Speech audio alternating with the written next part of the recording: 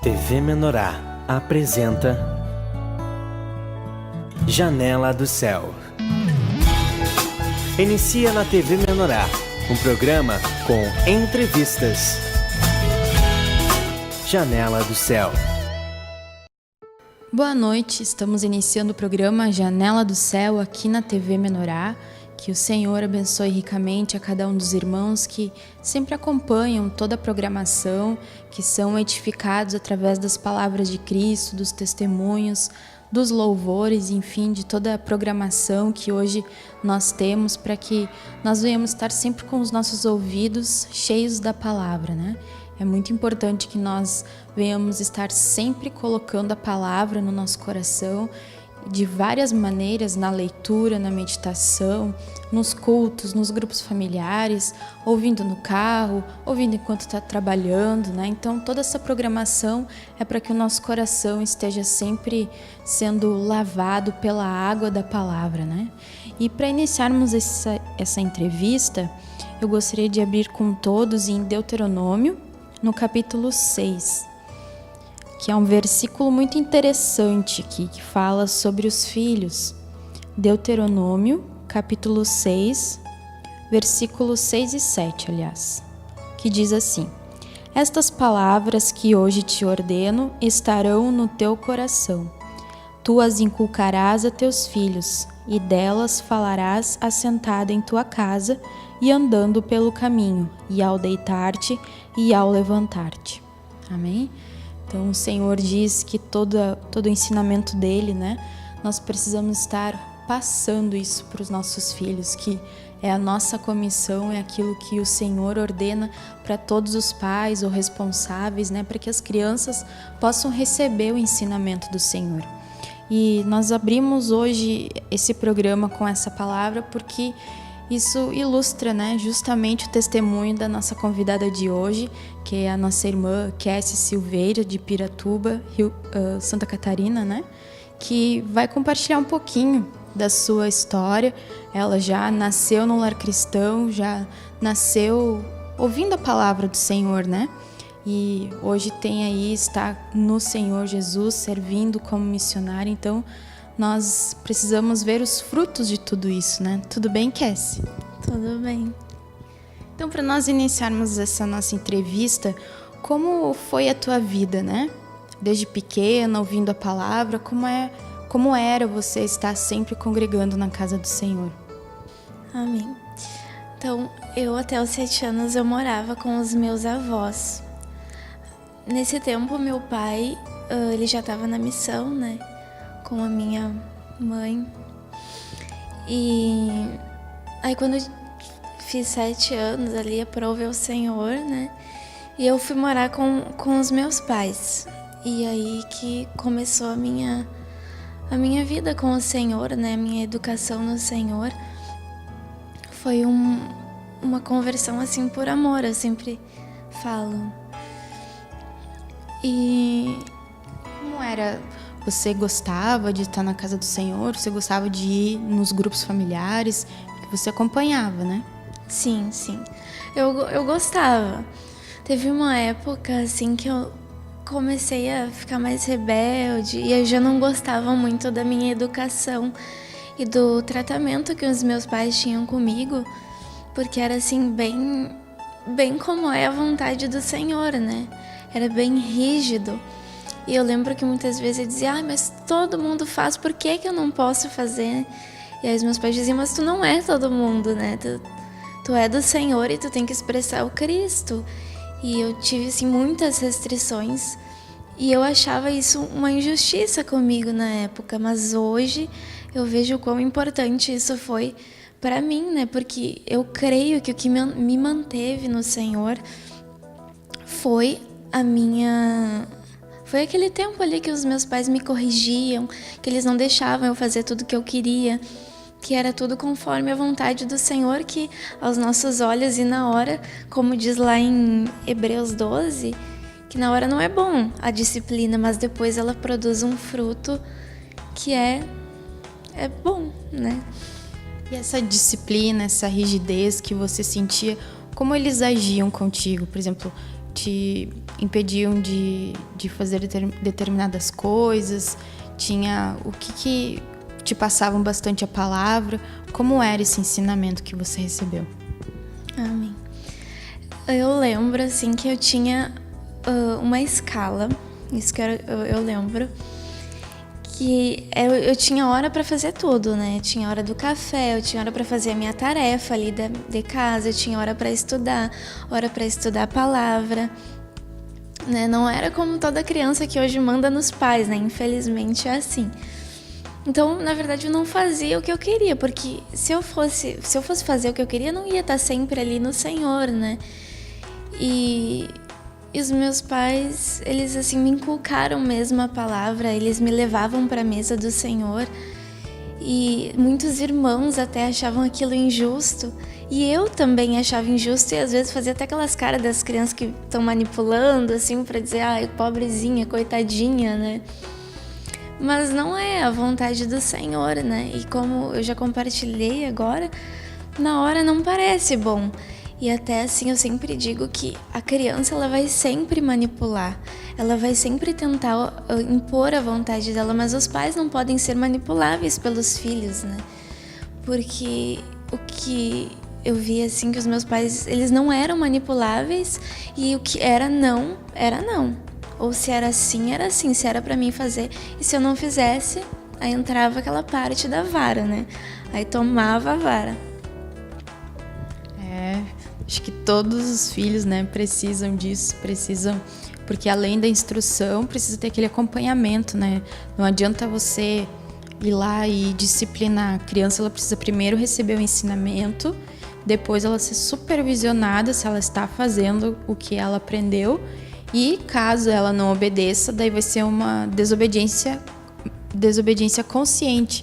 Aí sim, né, tem que aplicar a disciplina, porque aquela criança recebeu o ensinamento, recebeu tudo que ela deveria fazer, mas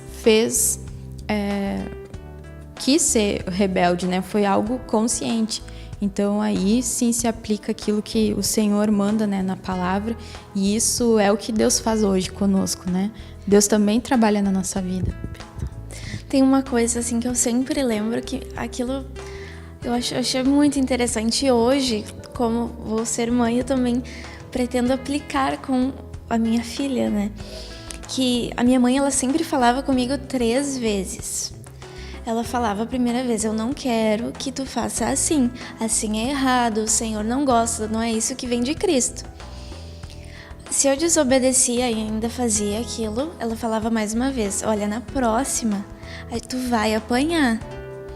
Aí tá, tinha a segunda. Na terceira, ela me levava lá pro quarto ou pra sala, pega a tua Bíblia, vem aqui comigo. A gente abria em Hebreus 12, ali lia a parte do 5 ao 11, se eu não me engano. Aí a gente lia lá em Provérbios, e ela falava, olha, a mamãe te avisou, né? Não era pra te fazer isso, eu falei contigo 3 vezes, agora tu vai tomar a vara. Né? E ela sempre dizia, olha, fazia eu lembrar daquilo tudo, né? Então eu via que não tinha justiça mesmo, eu tinha que apanhar porque eu tinha errado. Aí eu tomava a vara, porque uma coisa assim que eu vejo hoje muitos pais fazendo, diz, ai, tu vai apanhar, fulaninho, eu vou te levar lá pro canto, tu vai apanhar. E aí não fazem nada com os filhos, e aí eles ficam, na verdade, fica sem a parte da correção, fica mandando nos pais, assim. E aquilo me chamava assim, hoje me chama muito a atenção, aquela educação que, graças a Deus, eu tive, aquela correção, aquela disciplina de não ter tudo que eu queria. Eu lembro que, como eu já falei aqui, eu tinha muitas coisas que eu dizia, mas eu queria tanto ter, mas não era a vontade de Deus que eu tivesse, e aquilo hoje não me faz falta, né, do que eu tive. E o não... É naquele não que a gente sente o amor de Deus. É na hora que a gente está tomando a vara ali do pai e da mãe que a gente está sentindo o amor. Porque eu lembro que eu tomava a vara, na hora não gostava, ficava emburrada lá no canto, no quarto. Dava uns 5 minutos e eu já estava louca para abraçar minha mãe, correr, sabe? Um amor. Parecia que aquele amor se multiplicava, era na correção. Não quando eu ganhava algum presente ou quando eu tinha o que eu queria, não. Era na hora da correção que eu sentia o amor de Deus, como está na palavra, né? Porque a palavra do Senhor, ela se cumpre. Se tu faz ali o que o Senhor está mandando, é ela mesmo que ela se cumpre na nossa vida. E se Ele diz que vai ser amor, a gente sente o amor, né? E desse relacionamento que você teve, né, com a tua mãe de criação, né? Como foi isso, assim, que Deus trabalhou no teu coração, dando esse amor que tem muitas pessoas que não reconhecem, né, não veem o zelo. Hoje eu vejo que tu chama a Simone, né? Vocês têm uma relação muito bonita como mãe e filha, mas é uma mãe de criação, né? Como foi isso? Na verdade, a minha mãe biológica, eu nunca tive contato com ela, assim. Depois de agora um tempo maior que eu comecei, assim, a ter um contato, mas também ela não faz muita questão de ter isso, né? Porque desde pequena, daí eu fui morar com os meus avós, nunca morei com a minha mãe, nunca tive algum contato. Então, a minha mãe Simone sempre foi a minha mãe, né? Eu sinto ela como minha mãe, não a minha mãe biológica. Mas assim, eu sempre fui orientada também pela minha mãe de coração, pelo meu pai, tudo, a não ter amarguras com a minha mãe biológica e sempre liberar o perdão e tudo. Eu creio que não tem nada assim contra ela, mas a minha mãe mesmo, que o Senhor instituiu, eu creio que foi a minha mãe Simone. Ainda mais que é um laço tanto e muito espiritual também, né? Porque além disso são irmãs em Cristo, então isso une ainda mais. Isso. Até todo mundo brinca com ela assim, nossa, tu tem um ministério de mãe, porque ela é bem mãezona, né? É verdade, né? Então fica muito bonito de ver, né, o relacionamento dessa família, por ver assim que o Senhor, Ele norteou muitas coisas e hoje estão colhendo os frutos disso, né? Por estar obedecendo a palavra do Senhor com relação à criação dos filhos, porque muitas vezes os pais não dão a atenção devida, né? Vão deixando de lado as orientações e às vezes, há muita cobrança, mas a cobrança só vem, né? Aquela disciplina depois que a criança já foi orientada, já foi ensinada.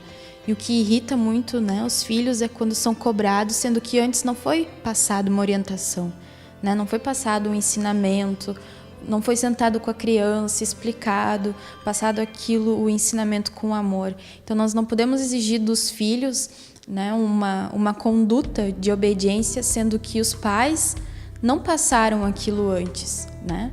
Eles não são perfeitos, eles precisam ser, como diz aqui, eu tenho que inculcar, né? Tem que ir ministrando a palavra, tem que dar o ensinamento e aí depois sim, né, aplicar a correção, porque daí a criança já sabe o que deveria ter feito e não fez, né?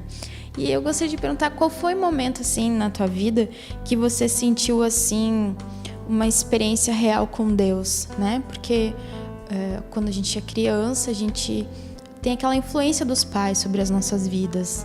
E qual foi o momento assim que você sentiu assim que você deveria buscar sozinha a palavra do Senhor, que você sentiu necessidade de congregar, de estar nos grupos, de ter a tua relação pessoal com Deus? Amém. Eu, até quando era criança mesmo, eu creio que pela educação ali, pelo que os meus pais me influenciavam, que era para o Senhor, né, o caminho que eles me levavam, eu tinha assim já uma vontade do Senhor e tudo, de buscar Ele. Mas aí teve uma época, assim, entrando na adolescência ali, que foi meio difícil. Aí a gente olha pro mundo, vê um mundo colorido, né? Os amigos fazem um monte de coisa, só tu é crente, né? Aquela foi uma fase assim meio difícil. Mas aí tudo isso passou, né? Essa rebelião, digamos assim. Naquele momento você se afastou um pouquinho, então. Aí teve essa época, assim, da adolescência, que aí foi quando eu comecei a mais ter uma não sei a palavra certa agora, uma intimidade, não sei se é intimidade, mas é que eu comecei a contatar ali a minha mãe biológica, e ela era do mundo, né? Ela não conhece o Senhor. E aí eu queria muito ir pro mundo, né? Muito, muito. E aí foi um tempo que eu fui morar com ela, né? Que eu até fugi de casa, né? Foi uma coisa bem feia, assim, que eu fiz. E aí eu fui um tempo ali morar com a minha mãe, foi uns meses. E assim, não deu mesmo. O Senhor tinha um propósito muito grande com a minha vida. Aí eu voltei a morar com os meus pais, né?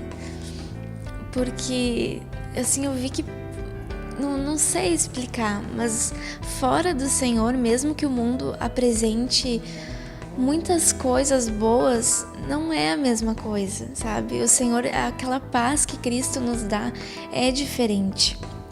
E essa questão, assim, de ser adolescente no Senhor é um pouquinho complicado, né? Porque, como eu disse, todo mundo faz uma coisa e só tu é o crente ali dos teus amigos. Mas aí tu tem que ter uma vida de renúncia, né? De renunciar aquilo e escolher mesmo pelo Senhor. Eu também tive uma época que eu queria muito estudar. Eu queria muito fazer faculdade, ser alguém na vida, ser independente, ter meu dinheiro, ser rica, né? Que a gente acha que essas coisas naturais vão nos suprir. E eu lembro, assim, que os meus pais, e a minha mãe principalmente, ela sempre me dizia, como o irmão tá compartilhando agora no seminário que tá tendo, não adianta tu ter faculdade e não ter Cristo, né? Essa faculdade não adianta nada, não precisa estudar. E eu ficava numa fúria com aquilo, né? Porque ela não me incentivava a estudar, elas me incentivavam a ir pro Senhor. E eu disse, mas como que eu não vou estudar, né? Vocês não querem que eu estude? Eu achava aquilo um horror. Mas realmente hoje o Senhor já me convenceu disso, de que um estudo, um canudo, um dinheiro, roupa, sei lá, status, não serve para nada, não é aquilo que nos supre, né? O que nos supre é o Senhor, né? É verdade, né? A gente coloca uma expectativa nessas coisas naturais, que elas vão ser a geradora da paz, né? Da satisfação, mas aquilo ali não gera nada em nós, é um complemento da nossa vida, né? Toda atividade, ou se você fizer uma faculdade, não há problemas, mas a nossa expectativa, né? Depositar a nossa confiança nessas coisas de que se eu alcançar determinada profissão, se eu ganhar determinado valor salarial, se eu ser isso ou tiver com tal pessoa, aquilo ali vai me trazer felicidade, sendo que não, né? Quem traz a felicidade é Cristo. Quem vai trazer todo o suprimento que nós precisamos é o nosso Senhor, né? Então, não adianta ter essas coisas e não ter Cristo, né? Tem que ter Cristo em primeiro lugar. E aí diz, né, em Mateus 6,33, que todas as coisas vos serão acrescentadas.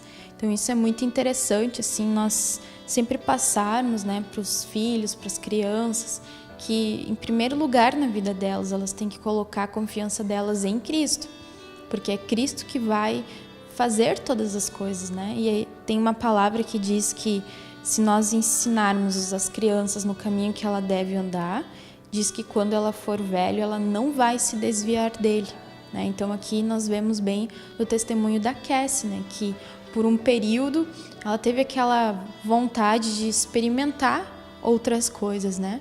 Mas foi frustrado, né? Porque somente Jesus tem paz, somente Jesus pode nos amparar. Então, assim como o filho pródigo, né? Ele foi lá tentar ver se podia ter uma vida independente do pai, independente de Deus, e aí ele viu que não, né? Que tudo aquilo era vão, que ele tinha que estar sempre junto de Deus, sempre junto do Pai, e que a vida dele era com Cristo, né? Mas nós vamos fazer um breve intervalo e nós já voltamos. Fique conosco. Janela do Céu.